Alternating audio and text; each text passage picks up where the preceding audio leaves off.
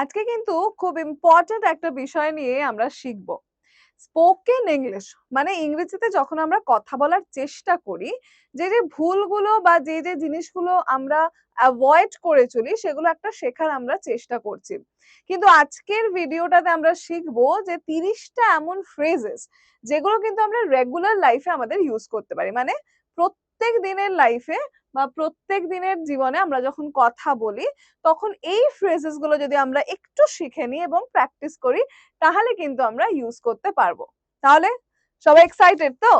সবাই যদি একমত হও আমি কিন্তু তাহলে আজকের এই ভিডিওটা শুরু করব, যেখানে আমরা 30টা এমন ফ্রেজেস শিখবো যেগুলো আমরা রেগুলার লাইফে কথা বলতে পারবো। তাহলে দেখা যাক যে 30টার মধ্যে নাম্বার 1-এ কে স্থান করে নিয়েছে। প্রথমেই হচ্ছে যে আমরা বাঙালি বলে আমাদের, এবং অনেকেরই মনে হয় এটা, যে আমরা কি তাহলে বাংলায় মানে ইংরেজিতে একবারই কথা বলতে পারবো না? যেহেতু আমরা বাঙালি, আমাদের অ্যাকসেন্ট বাংলা বা আমরা প্রতিনিয়ত বাংলায় কথা বলছি, তাহলে কি আমরা ইংরেজিতে একদমই কথা বলতে পারবো না? এটা কিন্তু সর্বতরূপে একদম ভুল কথা। যে কোনো মানুষ তার মাদার টাং যাই হোক না কেন, অন্য কোনো ল্যাঙ্গুয়েজ শেখায় কিন্তু তার কোনো বাধা নেই। সে কিন্তু অনায়াসে অন্য কোনো ল্যাঙ্গুয়েজ শিখতে পারে। আমরা বাঙালি হয়েও কিন্তু অনায়াসে প্রচুর ল্যাঙ্গুয়েজে কথা বলি। অনেক বাঙালি এরকমও রয়েছেন যারা ফ্রেঞ্চ, ইটালি, বহু ধরনের ভাষা জানে, বহু ধরনের ভাষা শিখে আসে, রপ্ত করে আসে। সেখানে আমরা শুধুমাত্র একটা ইংরেজি ভাষাকে শিখতে পারবো না? অবশ্যই পারবো, এবং সেই বিষয়ে সেটা নিয়েই আজকের এই ভিডিওটা, যেখানে আমরা বাঙালি হয়েও বাংলায় কথা বলেও স্পোকেন ইংলিশ বা ইংরেজিটাকে অবলীলায় বলতে পারবো। প্রথম যে ফ্রেজটা হচ্ছে সেটা হচ্ছে যে ফার্স্ট ফ্রেজ হচ্ছে টাইমস আপ। ওকে, টাইমস আপ মানে কি? আমরা প্রথমে মানেটা বুঝবো এবং তারপরে এটা এটা কিভাবে ইউজ করা যায় সেই ইউজটা দেখবো। টাইমস আপ, এখানে দেখা যায় টাইমের পর একটা অ্যাপোস্ট্রফি এস আছে, তার মানে এটা কি? এটা হচ্ছে টাইম ইজ। ঠিক আছে, ইজটা এখানে আমি ইউজ করিনি, তাই জন্য অ্যাপোস্ট্রফি দিয়ে এস বসানো হয়েছে। ওকে, টাইমস আপ মানে সময় শেষ, সময় শেষ হয়ে গেছে এটা বোঝানোর জন্য যে ফ্রেজটা ইউজ করা হয় সেটা হচ্ছে টাইমস আপ। যেমন ধরো পরীক্ষার সময় তুমি লিখছো, তোমার লেখার সময় যে বরাদ্দ সময় সেটা শেষ হয়ে গেছে, তাহলে পরীক্ষক তোমাকে কি বলবে? Times up for the test, মানে সময় কিন্তু শেষ হয়ে গেছে টেস্টের। Times up for the test, right? Second phrase late it B, এটা দেখবে আমরা প্রতিনিয়ত বহু কথায় বলি। ধরো late it be, let it B, ঠিক আছে, বুঝতে পারছো না, ভাবতে পারছো না, লেট ইট বি, মনে পড়ছে না, লেট ইট বি, যেতে পারবো না, লেট ইট বি, এরকম বহুবার বলি। বাট লেট ইট বির আসল অর্থটা কি? লেট ইট বি মানে হচ্ছে যে যা হয়েছে যেতে দাও, মনকে শান্ত রাখো। এটা তো দেখো একটা 3টে ওয়ার্ডের একটা ফ্রেজ, যে লেট ইট বি। এখানে 3টে ওয়ার্ড রয়েছে, একটা লেট, একটা ইট, একটা বি। এবার এখানে এত বড় একটা বাংলা মানে কেন? কারণ এটার একটা মানে একটা কি বলে ওটাকে, একটা ভেতরে লোকানো একটা একটা অর্থ রয়েছে। ঠিক আছে, সেটাই আমাকে বুঝতে হবে। যেটার অর্থ হচ্ছে যে যা হয়েছে যেতে দাও, যেটা হয়েছে ভুলে যাও, মনটাকে শান্ত রাখো বা আগে এগিয়ে যাও, এইরকম একটা অর্থ। ঠিক আছে, এটা যদি আমি ইংরেজিতে কোনো একটা তোমাদেরকে এক্সাম্পল দিয়ে বোঝাতে চাই, হবে যে I know you are upset but sometimes it's best to just let it B.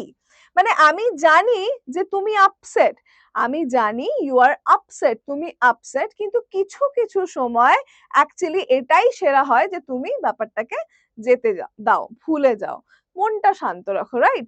তাহলে আচ্ছা, এখানে আরেকটা জিনিস তোমাদের আমি বলতে চাই, এখানে দেখো ইউ আর, হ্যাঁ, এটা কিন্তু ইউ আর, এটাকে ছোট করে লেখা হয়েছে ইউ আর, রাইট? ওকে, তাহলে লেট ইট বি মানে আমি বুঝলাম বা আমরা পড়লাম যা হয়েছে যেতে দাও, মনকে শান্ত রাখো, আগে এগিয়ে যাই।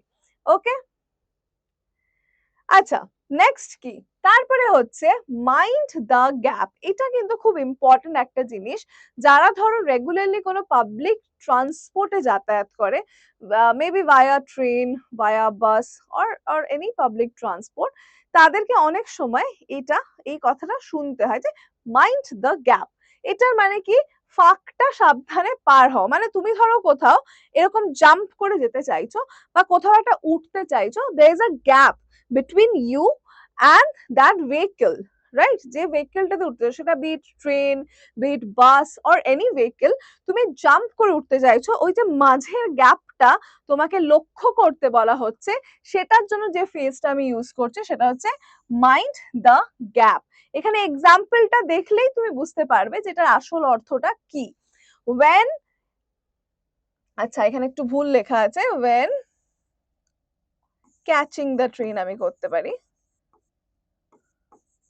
when catching the train, please mind the gap between train and platform. খুব সিম্পল, যে যখন ট্রেন ধরতে যাবে, when catching the train, ঠিক আছে, বা when entering the train, while entering the train, যখন ট্রেন ধরতে যাবে বা ট্রেনে উঠতে যাবে, please mind the gap between the train and the platform. Platform এবং ট্রেনের মাঝে যে গ্যাপটা রয়েছে সেটা একটু সাবধানে দেখে চলো, রাইট? এটা বোঝা গেল, প্ল্যাটফর্ম এবং ট্রেনের মাঝখানে যে গ্যাপটা রয়েছে সেই গ্যাপটা একটু দেখে চলা হোক। বোঝা গেল? আচ্ছা, নেক্সট হচ্ছে ইউ নেইলড ইট। এটা আজকের যারা জেনারেশন, যারা 21st সেঞ্চুরিতে রয়েছে, যারা আজকের মানুষ, যারা টিন এজ পার করছো বা টিন এজার যারা, তারা অনেক সময় বলে, অনেক খুব প্রতিনিয়তই বলে যে you nailed it, man you nailed it, she nailed it, right? Nailed it মানে কি? নেইল মানে তো আমরা জানি নোক। নেইলড ইট মানেটা কি? নেইলড ইট মানে হচ্ছে যে তুমি একদম ঠিক মতো করেছো বা তুমি দুর্দান্ত একটা পারফরমেন্স দিয়েছো। ধরো কেউ গান গাইছে আর তোমার দুর্ধর্ষ লেগেছে, সে যখন স্টেজ থেকে নেমে আসছে তাকে তুমি, আরে you nailed it, you nailed it, right? মানে তুমি দুর্দান্ত একটা পারফরমেন্স দিয়েছো, দুর্ধর্ষ লেগেছে আমার, ইউ নেইলড ইট, রাইট? যেমন হচ্ছে your presentation was excellent, you nailed it. তোমার প্রেজেন্টেশনটা দুর্দান্ত ছিল, দুর্ধর্ষ ছিল, you nailed it. তুমি জাস্ট দুর্দান্ত একটা প্রেজেন্টেশন দিয়েছো। Okay, what's next? Okay, count me in. এটাও আমরা প্রতিনিয়ত খুব বলে থাকি যে কাউন্ট মি ইন। ধরো তুমি কোথাও যাচ্ছ বা কোনো তোমার গ্রুপ অফ ফ্রেন্ডস কোথাও যাচ্ছে বা অন্য কেউ কোথাও যাচ্ছে, এবার তুমি সেখানে যেতে চাও বা ঢুকতে চাও, তো তুমি কি বলবে? যে প্লিজ কাউন্ট মি ইন। ঠিক আছে, মানে আমাকেও ধরে নিও, আমিও যাব, আমাকেও ধরে নিও। তাহলে কি আছে এটার অর্থ? যে আমাকেও যোগ করো, আমি আছি মানে আমাকেও ধরে নিও, আমি কিন্তু আছি, কাউন্ট মি ইন, আমাকেও ধরো, রাইট? এটার একটা এক্সাম্পল যদি দিই, are you going to the movies tonight, count me in. তুমি কি মুভি দেখতে যাচ্ছ আজকে রাত্রেবেলায়? কাউন্ট মি ইন মানে আমাকেও কিন্তু ধরে নিও, count me in. Okay, next phase is stay focused. এখানে খুব সুন্দর একটা ফোকাসের আমরা চেষ্টা করেছি তোমাদের বোঝানো, যেখানে ফোকাস লেখাটার উপরেই ফোকাস করা হয়েছে, বাকি সমস্ত জায়গায় কোনো ফোকাস নেই। তাহলে স্টে ফোকাস মানে মনোযোগ ধরে রাখো, মানে একটা জায়গায় যখন তুমি while watching the video, ধরো তুমি এই ভিডিওটা দেখছো and then you're scrolling it and going to the next one, সেটাও ভালো লাগছে না, going to the next one, সেটাও ভালো লাগছে না, going to the next one, এরকম করে করে করে করে করে করে তুমি ধরো তোমার ভালো লাগার জায়গাটা আর কোনোভাবেই ডিসাইড করে উঠতে পারছো না এবং তুমি শুধু স্ক্রলই করে যাচ্ছ। সেখানে আমি যদি তোমাকে একটা অ্যাডভাইস দিতে চাই, কি দেবো? স্টে ফোকাসড, মানে একটু ফোকাস নিয়ে কাজটা করো, stay focused, right? It's important to stay focused during exam. মানে এক্সামের সময় ফোকাস রাখাটা খুব important. It's important to stay focused during exam. এক্সামের সময় ফোকাস থাকাটা খুব দরকার। Next phase, keep it up. Keep it up এটাও আমরা ভীষণ নর্মালি ইউজ করে থাকি। ধরো কেউ কোনো একটা ম্যাচে খেলেছে বা কোনো একটা ম্যাচ খুব ভালো খেলেছে, ঠিক আছে, তো তার এই যে ভালোটাকে অ্যাপ্রিসিয়েট করবো আমরা, কিভাবে বলবো? যে কিপ ইট আপ গাইজ, মানে করতে থাকো এটা, right? Keep it up guys মানে এভাবেই চালিয়ে যাও। কোনো একটা ভালো পরীক্ষার এক্সামে হলো, একটা ভালো সময়, একটা ভালো রেজাল্ট হয়েছে তোমার, তোমার প্যারেন্টসরা তোমাকে কি বলে? keep it up, you have done excellent, you have done it excellently and keep it up মানে চালিয়ে যাও বা ধরে রাখো ব্যাপারটাকে। এক্সাম্পলটা এখানে দেখে নি, your progress is impressive, keep it up, মানে তোমার উন্নতি কিন্তু দারুণ হচ্ছে, এটাই ধরে রাখো, কিপ ইট আপ, রাইট, এটাই ধরে রাখো। ওকে, হোয়াটস দ্য নেক্সট ওয়ান? আচ্ছা ভালো লাগছে তো, মানে শিখতে শিখতে কোনোদিন মনোটোনাস যদি ফিল হয় যে না আমার আর ভালো লাগছে না বা আর শিখবো না, সেই সময় একটুখানি পজ দিয়ে নিজের ব্রেনটার সাথে একটুখানি ওটাকে আর স্ট্রেস না করে জাস্ট তখন let it be, let it go, মানে যেতে দাও, একটু পরে আবার রিজিউম করে দেখো। কারণ যখনই আমরা এটা একটা স্টাডিতেও রয়েছে যে কনস্ট্যান্ট কিছু জিনিস যদি আমরা 45 মিনিটস ধরে করতে থাকি তাহলে কিন্তু অটোমেটিকলি আমাদের যে কনসেন্ট্রেশনটা থাকে সেটা ব্রেক হয়ে যায়, রাইট, ব্রেক হয়ে যায়। তাহলে আমাদের কি করতে হবে যে একটা 45 মিনিটস পর পর একটু একটু গ্যাপ নিতে হবে। তো যারা পড়াশোনা করছো বা যারা কোনো কিছু শিখছো, যারা কোনো কোর্স করছো বা যারা প্রফেশনালিও কাজ করছো, তাদের বলবো যে after 45 minutes take a break, right, maybe একটা গান শোনো, একটু হেঁটে এসো, কিছু একটা করো যার থেকে আবার মনোযোগটা আসে এবং আবার পুরো দমে তুমি পড়াশোনাটা চালিয়ে যেতে পারো। So what's the next one? Be right back. Be right back মানে আমি খুব তাড়াতাড়ি ফিরবো। ধরো তুমি কোনো একটা কাজের মধ্যে রয়েছো এবং তুমি এই যে আমি তোমাকে এক্ষুনি ব্রেকের কথা বলছিলাম, একটা ব্রেক নিয়েছো, তো তোমার কালিগসরা তোমার সাথে রয়েছে, কোথায় যাচ্ছিস, কোথায় যাচ্ছিস ভাই, কোথায় যাচ্ছিস, এভাবে জিজ্ঞেস করবে, তখন কি বলবে, বি রাইট ব্যাক, মানে আমি এক্ষুনি ফেরত আসছি, রাইট, আমি এক্ষুনি ফেরত আসছি, আমি একটা কিছুর জন্য বাইরে যাচ্ছি, আমি জাস্ট এক্ষুনি ফেরত আসছি, বি রাইট ব্যাক, মানে I am just going to grab a coffee, be right back, মানে আমি শুধুমাত্র একটা কফি খেতে যাচ্ছি, I am just going to grab a coffee, be right back, মানে আমি জাস্ট এক্ষুনি ফেরত আসছি, be right back. What's the next one? Good to go. Good to go, এটাও তোমরা খুব চলতি ভাষায় শুনে থাকবে, যখন কোনো একটা জিনিসের জন্য আমি প্রস্তুত, একদম প্রিপেয়ার্ড রয়েছি আর আমি বলছি যে গুড টু গো। ধরো যেরকম আমি যখন ভিডিওটা বানাতে শুরু করেছি, তখন ধরো আমি যখন রেকর্ডিং করা শুরু করেছি, তখন অপর দিকের মানুষটা যদি আমাকে জিজ্ঞেস করে যে আর ইউ রেডি, তুমি কি প্রস্তুত, তুমি কি রেডি, আমি কি বলবো, I am good to go বা গুড টু গো, মানে আমি একদম রেডি, let's start the recording, right. Okay, এটা কিন্তু একটা ফ্রেজ, এটা কিন্তু কোনো পুরো কথা নয়, হ্যাঁ, phrase, there is a difference between the sentence and a phrase, so first we need to understand that phrase মানে হচ্ছে কতগুলো ওয়ার্ড জুড়ে একটা meaningful, not a sentence, not a complete sentence যেখানে একদম সাবজেক্ট ভার্ব রেশিওতে যেভাবে বসানো হয় সেটা নয়, বাট একটা মিনিং বার করে, সেই জন্য এটাকে ফ্রেজ বলা হয়। সবকিছু ঠিক আছে, প্রস্তুত আছি আমরা, যেমন the cars parked, we are good to go, মানে ধরো তুমি কোথাও মলে যাচ্ছ, ঘুরতে যাচ্ছ, মুভি দেখতে যাচ্ছ, গাড়িটা কোথাও পার্ক করা হয়েছে, তাহলে কি বলছে যে দ্য কার্স পার্কড, মানে কার ইজ পার্কড, রাইট, গাড়িটা পার্ক করা হয়ে গেছে, গুড টু গো, মানে এবার আমরা যেতে পারি। Okay, what's the next one? Wait and see. Wait and see, এটা অনেক সময় আমরা কোনো আর্গুমেন্ট হলেও কারোর সাথে বলি বা কোনো প্রগ্রেসের রাস্তাতে আমার ধরো কোথাও আমি আটকে আছি, সেখানে আমি আমার এটাকে মেজার করতে চাইছি, সেই জায়গাতেও বলি যে জাস্ট ওয়েট অ্যান্ড সি আমি কিভাবে প্রিপেয়ার হয়েছি, রাইট। কোনো আর্গুমেন্টও বলি জাস্ট ওয়েট অ্যান্ড সি আমি কি করি তোমার সাথে, রাইট, এই ধরনের কথাবার্তা হয়। তো যে ওয়েট অ্যান্ড সি মানে একটু দাঁড়াও, অপেক্ষা করো, দেখবে কি হতে চলেছে বা দেখো কি হতে চলেছে, right. Let's not worry now, just wait and see, মানে এখনই এত ভয় পেও না বা এখনই এত ভেবো না, লেটস নট ওয়ারি নাও, এখনই এত ভেবো না, জাস্ট ওয়েট অ্যান্ড সি, একটুখানি দেখা যাক, একটুখানি ভাবা যাক, তারপরে দেখা যাবে। It's a deal, it's a deal, এটাও আজকাল আমরা খুব বেশি বলি যে ইটস আ ডিল, মানে কোনো একটা জিনিস ভালো লাগলো, কোনো একটা জিনিস আমরা সবাই মিলে এক মত হলাম এবং তারপরে আমি সেটাকে বললাম যে আরে it's a deal, right, we are on the same path, it's a deal. তাহলে এটা কিরকম একটা, ধরো I help with your, I will help with your project, I will help with yours, ঠিক আছে, ইটস আ ডিল, ঠিক আছে, মানে I will help with your project and you will help with my project, it's a deal, মানে vice versa, বুঝছো, মানে তুমি আমার প্রজেক্টে হেল্প করবে, আমি তোমার প্রজেক্টে হেল্প করব, এটা একটা deal, it's a deal. What's the next phrase? Not a chance. Not a chance মানে কোনোভাবেই পসিবল না। think you will get the promotion, not a chance, তোমার কি মনে হচ্ছে তুমি প্রমোশনটা পাবে, not a chance, কোনো চান্সই নেই। তোমার কি মনে হচ্ছে তুমি কি প্রমোশনটা পাবে, not a chance, কোনো চান্সই নেই। Okay, what's the next one? Go for it. Go for it মানেটা কি? Go for it মানে হচ্ছে যে চেষ্টা করো, চেষ্টা করো, সাহস করে চেষ্টা করো। ধরো কোনো কিছু আমি চাইছি বহুদিন ধরে, বাট আমার সাহসটাই হচ্ছে না যে সেই জিনিসটাকে আমি স্টার্ট করি বা শুরু করি। কোনো একটা ক্লাস যেটা আমি বহুদিন ধরে ভাবছি যে হ্যাঁ আমার করা উচিত, বাট আমি ভেবে ভেবে শুধু ভাবতেই থাকছি, বাট আমি কোনো কিছু করে উঠতে পারছি না। সেই সময় কেউ যদি আমাকে বলে যে তোমার ওই ক্লাসটা নেওয়া উচিত, তাহলে সে বলবে গো ফর ইট, মানে সাহস করে শুরু করে দাও, চেষ্টা করে দাও।